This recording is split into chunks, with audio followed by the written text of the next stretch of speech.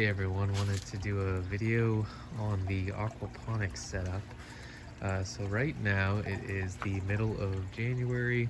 It's been a warm winter down here in Houston. I think December was like the warmest December they've had in quite a while. So overall, the aquaponics system, we had one day of freezing, maybe 2 days of freezing weather, but everything was fine.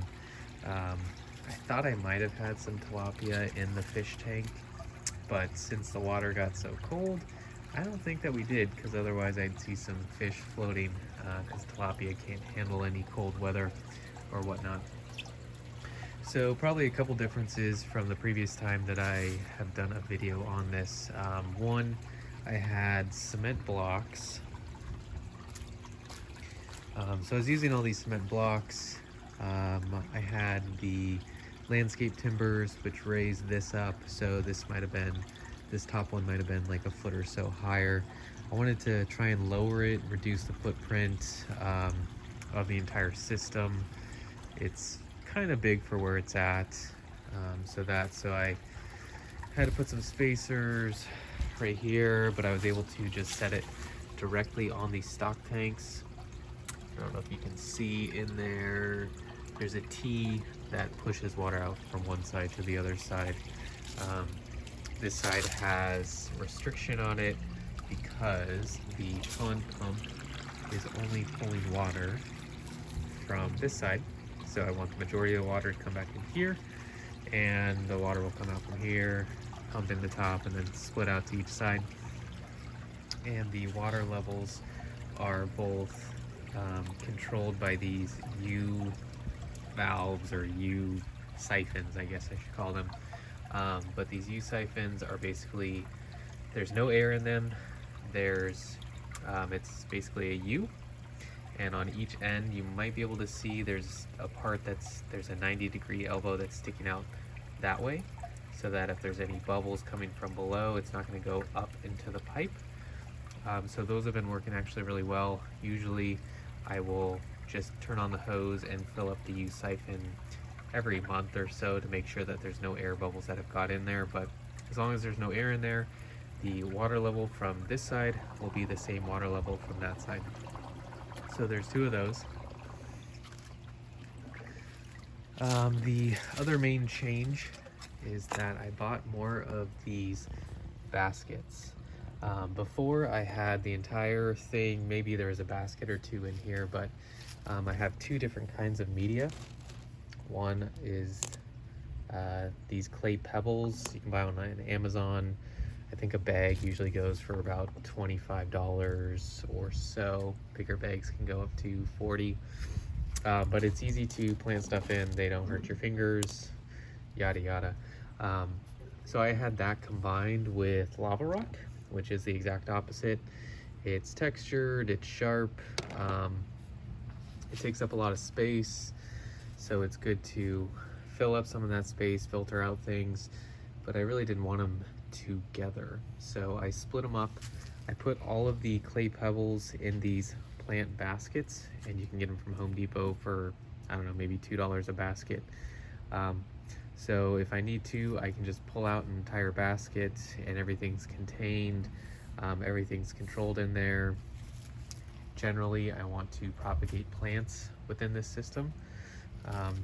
So it's easy to put cuttings into these because they're just clay circle spheres.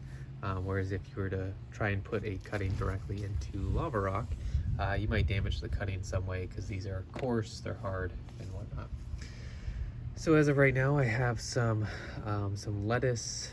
This lettuce looks pretty disgusting. This was there's no roots in there. This was just lettuce from the grocery store where it came as a plug, and I tried to replant it. This is the same kind of thing, so this one's done a lot better, but this one we'll just go ahead and throw out.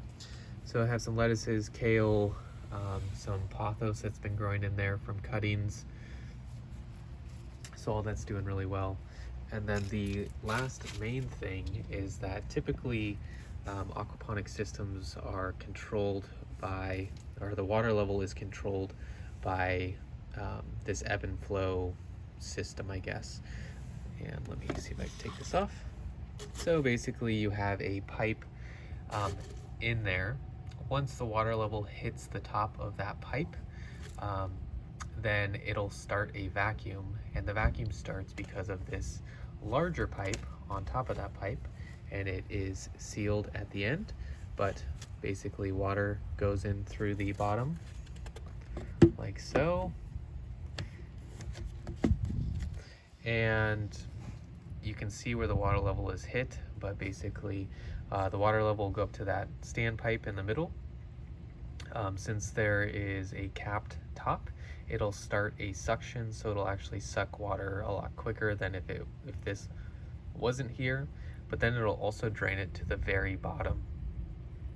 Once there is air that goes through the bottom, the water level has gone all the way down, then it stops the siphon or the vacuum, and it'll reset and do it over and over and over. So typically on aquaponics systems, you have to have the water flow just right. So the water can't be flowing too much, or the siphon might trigger, but it'll never reset, it'll never turn off, and so the water level will always be at the top of the standpipe. Or the water level will be too low and the vacuum will never trigger because it's draining too slowly, it just doesn't have enough power. So, or sorry, it might trigger, go all the way to the bottom, but it might not reset. Either way, it might not reset, it won't give you the results you need.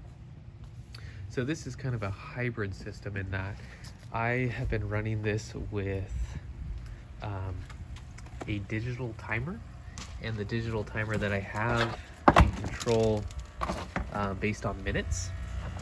So this is the timer. I think I have it going every 5 minutes or so.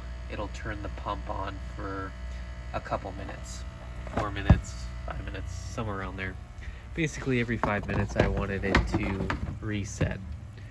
So I tried to mimic what the typical aquaponics cycle would be, but this actually cuts off the water flow, so I can flood this thing full power. This is a 400 gallon per hour pond pump. It floods at full power, it does its thing, and then just shuts off and drains completely to the bottom, which is what I need. That allows the plants to get airflow, to dry out a little bit, and then the whole process starts over again. And unless the timer fails or the pond pump fails, this will go and work appropriately every single time. So it kind of takes the guesswork out of the aquaponics system. If you weren't aware of it, it's basically it floods, it drains, it floods, it drains, just on a certain cycle. The plants can't be flooded completely all the time, or at least most of the plants can't. It helps with propagating plants that it does that cycle, flood and drains.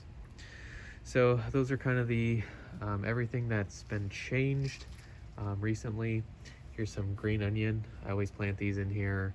If you have little cuttings, they usually have roots on them already, and just stick them in there and they'll grow like crazy with no issues. So with that, thanks for watching, and let me know if you have any questions.